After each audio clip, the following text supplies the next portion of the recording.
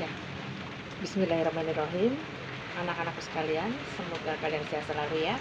Untuk video kali ini Ibu akan menyampaikan profil atau biografi dari salah satu pahlawan revolusi eh, Indonesia ya. Baik, yang Ibu bawa ini adalah gambar dari atau foto dari Jenderal S. Parman ya. Baik, anak-anak perhatikan ini ya, S. Parman.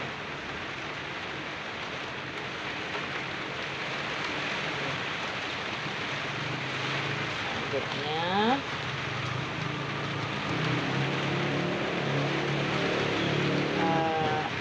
Letnan Jenderal TNI Anumerta Siswondo Parman lahir di Wonosobo, Jawa Tengah, 4 Agustus 1918. Meninggal di Lubang Buaya, Jakarta, 1 Oktober 1965 pada umur 47 tahun.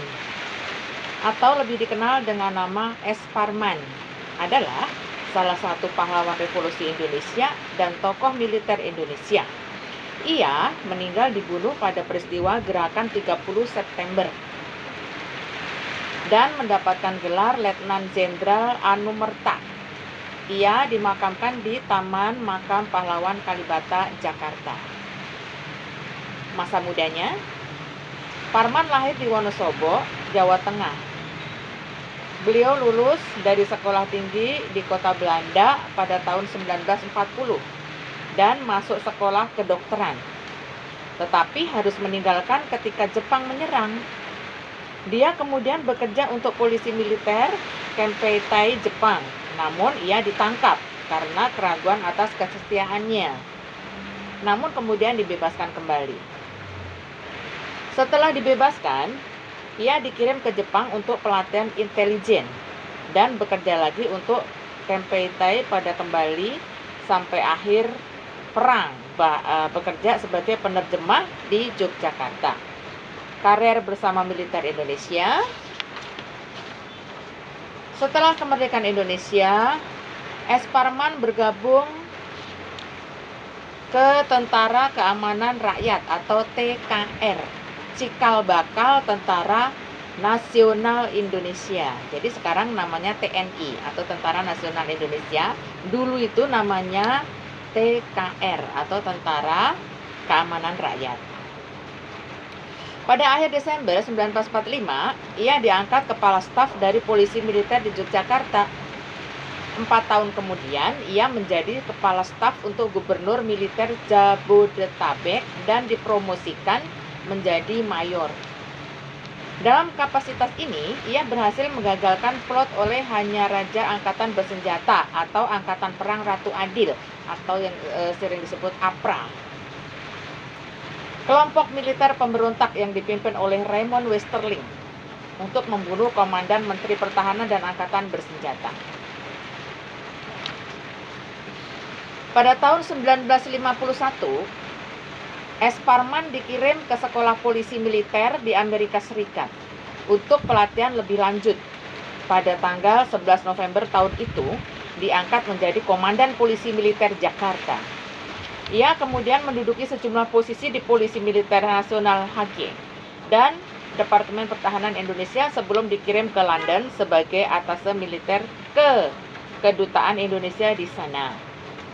Pada tanggal 28 Juni, ya, dengan pangkat Mayor Jenderal, ia diangkat menjadi asisten pertama dengan tanggung jawab untuk intelijen untuk Kepala Staf Angkatan Darat Letnan Jenderal Ahmad Yani. Selanjutnya tentang meninggalnya atau kematiannya ya. S. Parman adalah salah satu dari 7 jenderal yang dibunuh oleh anggota gerakan 30 September pada malam 30 September 1 Oktober 1965. Dia telah diperingatkan beberapa hari sebelum kemungkinan gerakan komunis. Pada malam 30 September 30 September malam 1 Oktober maksudnya, tidak ada penjaga yang mengawasi rumah S. Parman di Jalan Samsurizal nomor 32. Berdasarkan istri S. Parman ini, pasangan itu terbangun dari tidur mereka di sekitar 4:10 pagi oleh suara sejumlah orang di samping rumah. S. Parman pergi untuk menyelidiki dan 24 pria dalam seragam Cakrabirawa Istana Garda menuju ke ruang tamu. Orang-orang mengatakan bahwa dia dibawa ke hadapan presiden sebagai sesuatu yang menarik yang telah terjadi. Sekitar 10 orang pergi ke kamar tidur ketika S. Parman berpakaian.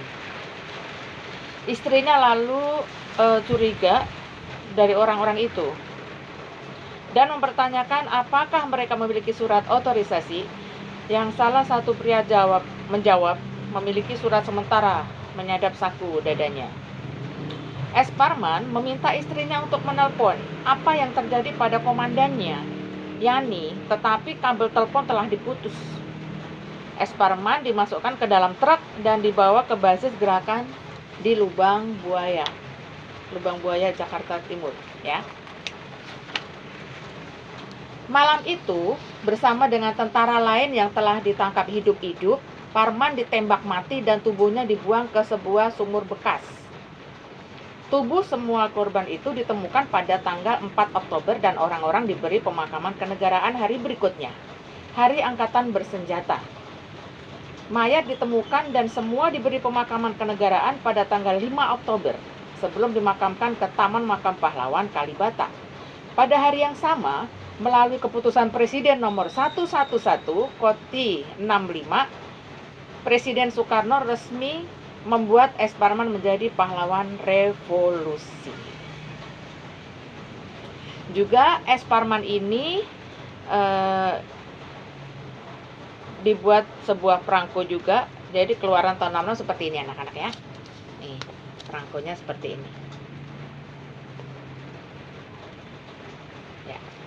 Baik anak-anak, demikian yang dapat Ibu sampaikan tentang S. Parman, korban penculikan dan pembunuhan gerakan 30 September 65. Semoga bermanfaat. Terima kasih. Wassalamualaikum warahmatullahi wabarakatuh.